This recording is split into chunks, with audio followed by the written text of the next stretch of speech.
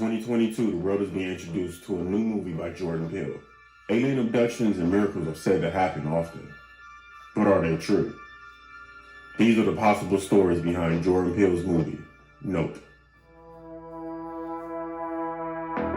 I've seen the trailer for it, so I kind of have a general idea of it. I still want to see the movie though. It looks cool. It looks dope.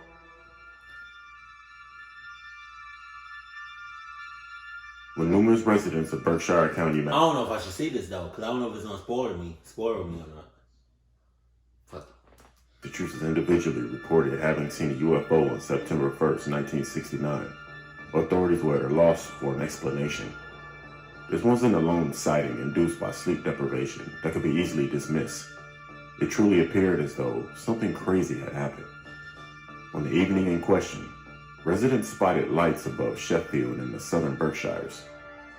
Many of the witnesses said that the lights were fitted to an unidentified dish-shaped craft that was maneuvering in weird ways. Some witnesses claimed that they lost track of time as they gazed with stunned fascination at the object. Thomas Reed was 9 years old at the time. In the car with his mother, brother, and grandmother that night, the family noticed a group of glowing orbs dash out of the roadside trees. Reed claims that something astounding happened when heading home. His family approached Sheffield Bridge.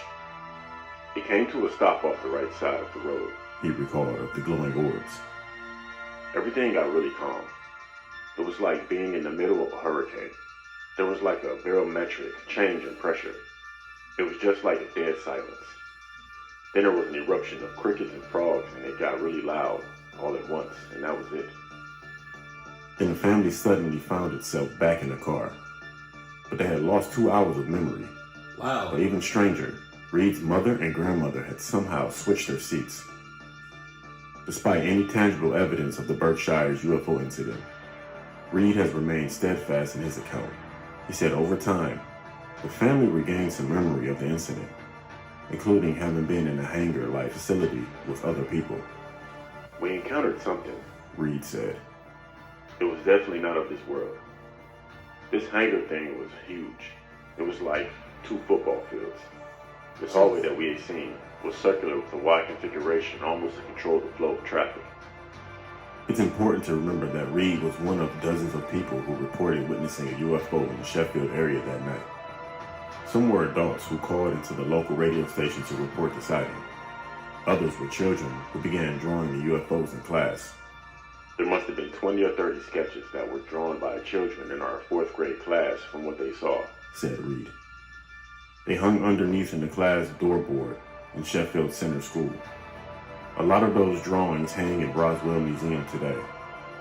People don't realize the significance of this. And so, it wasn't just us. Jesus. On October 21st, 1978, Australian pilot Frederick Valentique disappeared into thin air. It was during a 125 nautical mile training flight aboard his Cessna over the Bass Strait between Tasmania and the Australian mainland that the incident occurred. It is important to note that the 20-year-old, who was an enthusiast of alien stories and UFOlogy, was a fairly inexperienced pilot. At 7:06 p.m., at 4,500 feet after departing to reach King Island, Valentique reported that an unidentified craft was following him. Melbourne Flight Service insisted that there was no traffic near him, but the pilot was adamant a large vessel was on his tail. He explained that it had 4 bright lights and suddenly passed 1,000 feet above him in remarkable speed.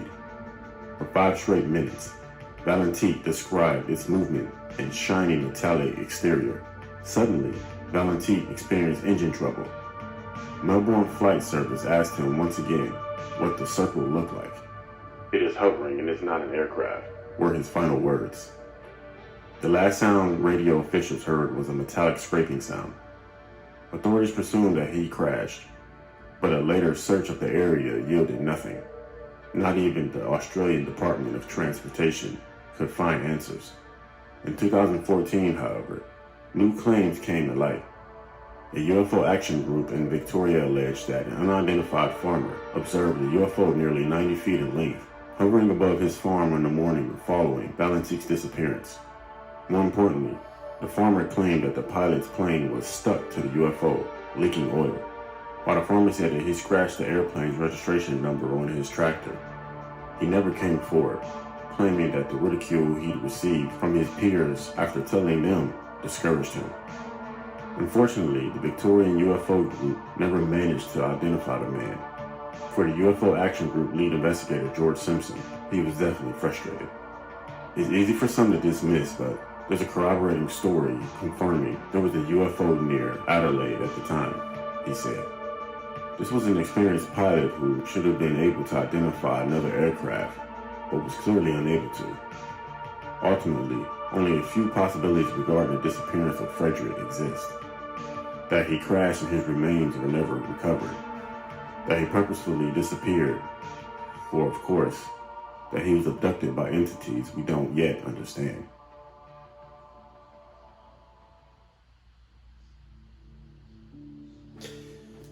So with him, he said that there were people on the ground, watching him, I guess, monitoring him from like on the ground, but watching him at the same time, in the sky.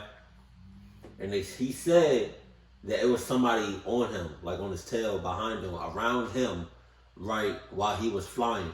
But then the people on the ground was like, no, there's nobody. Nigga, if I tell you that there's somebody in the air with me, just believe me. Why do I have to make this shit up? Just believe. What, like, I don't understand. If you say you don't see nobody, but I'm in the sky.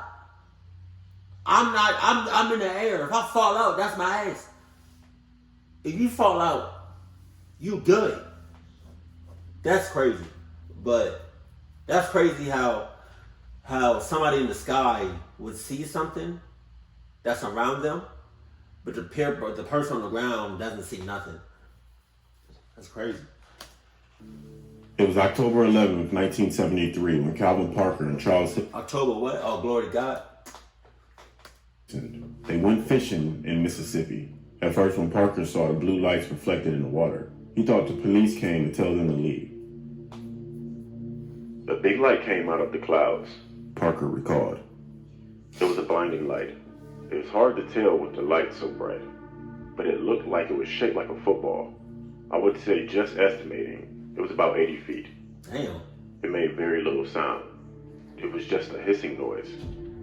Parker then claimed that 3 legless creatures floated out of the vessel toward him.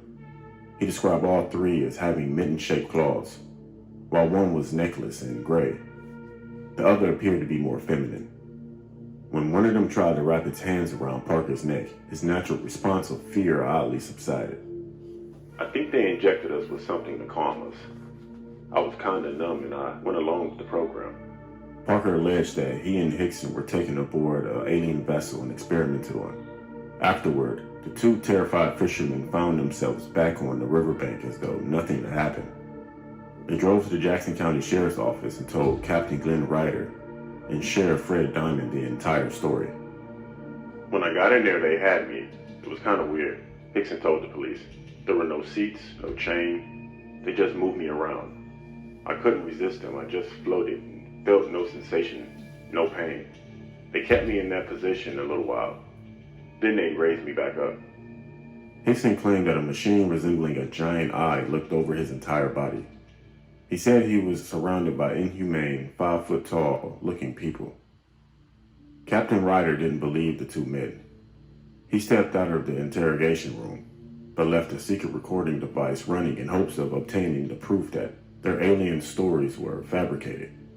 But what he later heard on his recording made him think twice. Jesus Christ, God have mercy. I thought I'd been through enough of hell on this earth and now I've got to go through something like this, said Hickson to Parker. But they could have, I guess they could have harmed us. They could have done anything to us. I just want to cry right now, added Parker.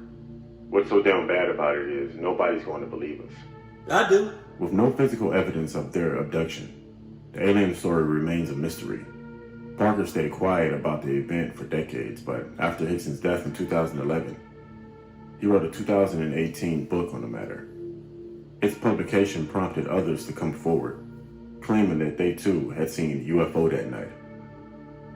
It makes me feel pretty good I'm not the only one who saw something, he said. Most of the people are credible people. These were the true stories possibly behind Jordan Peele's movie, Nope.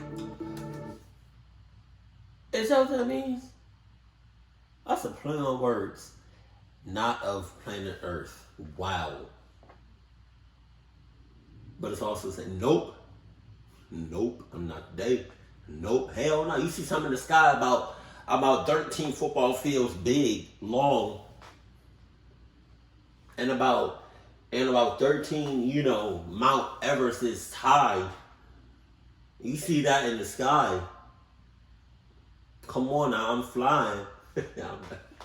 You see that in the sky. You see a UFO, you see a disc about 13 football fields long and about 13 Mount Everest is high. You see that in the sky? Nope. I did not know.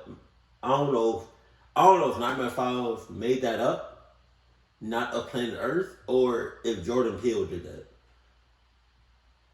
Either way, I like it.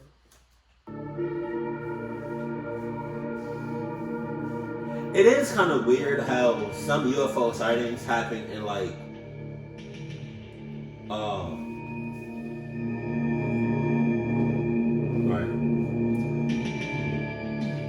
Are you just playing this? Okay. It is kind of weird how some UFO sightings happen in big, huge, open fields, but not really in suburban areas. I want to know why that is. Is it because of the light, or is it because of the space? But no, I think I've seen a UFO a long time ago when I was living in North Carolina. But other than that, I haven't seen any UFOs recently. But I'm a strong believer, and I think we're in the day and age where anything is possible. You say, I mean, I'm. Some people they don't believe something until they actually see it or experience it themselves, and I think that's when it's too late. See, for me, I kind of, I believe some people, but then again, you tell me, I don't know.